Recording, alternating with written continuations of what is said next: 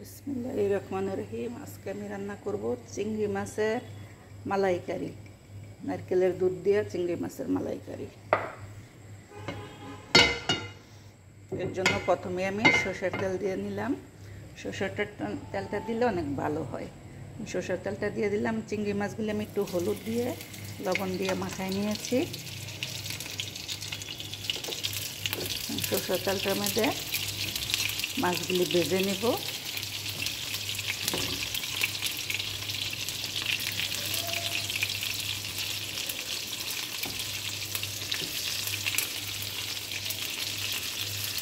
এখানে প্রায় আমার 2 কেজির মতো চিংড়ি মাছ আছে।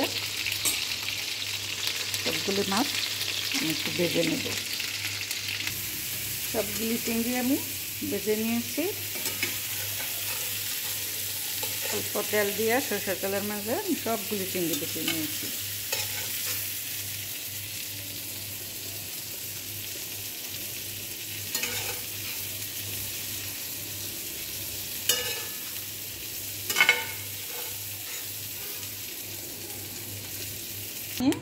মশলা কষানোর জন্য আমি এটার মধ্যে সরষের তেল দিয়ে দিচ্ছি। আবার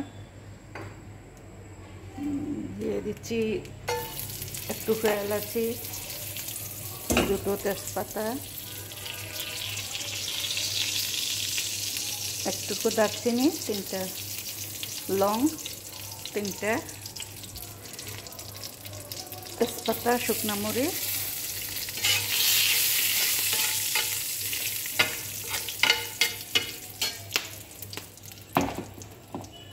তারপরে এখানে দিয়ে দিব আমি 1 কাপ পেঁয়াজ কুচি।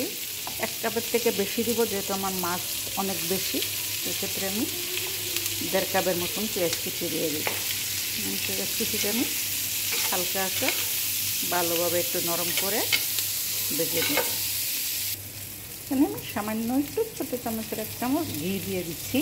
সেটা আপনাদের ইচ্ছা দিলেও পারেন, না দিলেও পারেন, তাতে কিছু যায় আসে না। কারণ যেহেতু নারকেলের দুধ থাকবে, সেক্ষেত্রে নারকেলের দুধের গন্ধটাই আসবে, ঘিয়ের গন্ধটা খুব একটা পাওয়া যাবে না। তারপর আমি সামান্য একটু ঘি দিয়ে দিচ্ছি।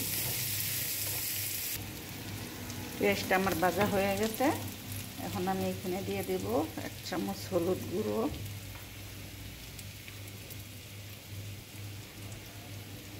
1 চামচ মরিচ গুঁড়ো, 1 চামচ অ্যাকচুয়ালি হবে না, 2 চামচ মরিচ গুঁড়ো, 1 চামচ আদা বাটা। এখানে আমি রসুন বাটাটা ব্যবহার করব না, এটার মাঝে রসুন বাটাটা দেওয়া লাগে না, সেক্ষেত্রে আমি আদা বাটাটা দিচ্ছি। আপনারা চাইলে রসুন বাটা দিতে পারেন। লবণটা আমি পরে দেব।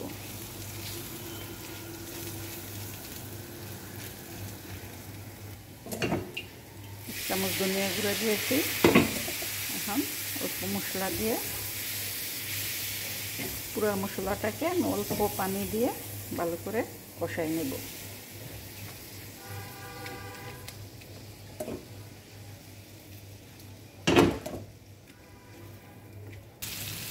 মশলাটা কিন্তু মোটামুটি কষানো হয়ে গেছে। যে মশলাটার থেকে তেল ছাড়ছে।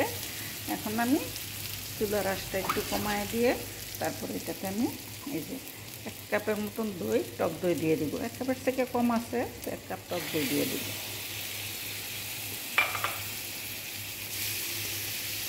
টক দইটা দিয়ে ভালোভাবে নাড়াচাড়া করবো, নাহলে দইটা কিন্তু ফেটে ছানা ছানা হয়ে যাবে। দইটা দিব দেখে আমি এখন পর্যন্ত কিন্তু লবণটা দিইনি। লবণটা আগে দিলে দইটা তাড়াতাড়ি ফেটে যায়। মশলার সাথে আমি দইটা ভালো করে মিলিয়ে নিব।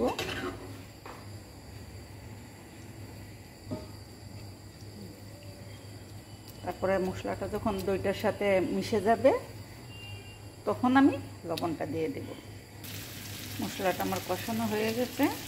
এরপর আমি দিয়ে দিব ঘন নারকেলের দুধটা। এখানে আমার 2 কাপের মতো নারকেলের দুধ আছে।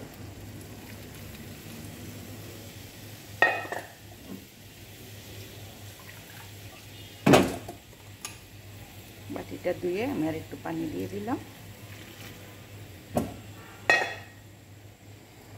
এখন এটাতে আমি আর কোনো পানি দিব না। দুধটার সাথে মশলাটা ভালো করে মিলিয়ে তারপর এটা যখন বলকায়া যাবে তখন আমি চিংড়ি মাছটা উপরে দিয়ে দিব। পক করে ফুটে গেছে, এরপর আমি যে লবণটা দিয়ে দিব। লবণটা কিন্তু আমি এখনও দিই নাই, এখন আমি লবণটা দিয়ে দিব।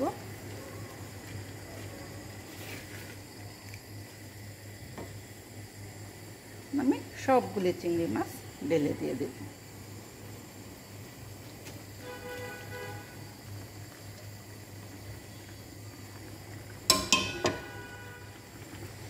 অনেকগুলি চিংড়ি মাছ তো সেক্ষেত্রে আপনার একটু নাড়াচাড়াটা আস্তে আস্তে করতে হবে, নয়তো চিংড়ি মাছের যে মাথাটা আছে মাথাটা খুলে যাবে।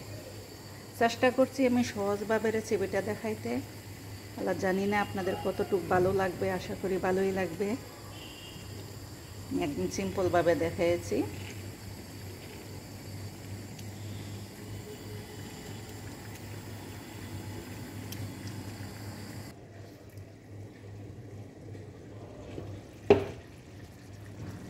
দেখেন হয়ে গেল আমার চিংড়ি মাছের মালাইকারি নারকেলের দুধ দিয়ে। দেখেন খেতে কিন্তু খুব ভালো হবে। আমি সিম্পলভাবে রান্না করছি দিকে ভেবেন না যে খেতে খারাপ হবে। মাশাল্লাহ দেখেন আলহামদুলিল্লাহ দেখতে কত ভালো লাগছে। আমি এখন উপর দিয়ে একটুখানি জিরা গুঁড়া দিয়ে দিব।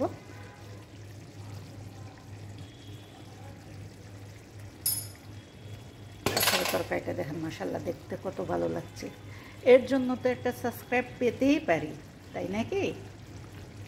তা সাবস্ক্রাইব করে দিন আপনারা সবাই। আমার তরকারিটা হয়ে গেছে আলহামদুলিল্লাহ দেখতে কত ভালো লাগছে। রেডি আমার চিংড়ি মাছের নারকেলের দুধ দিয়ে মালাইকারি।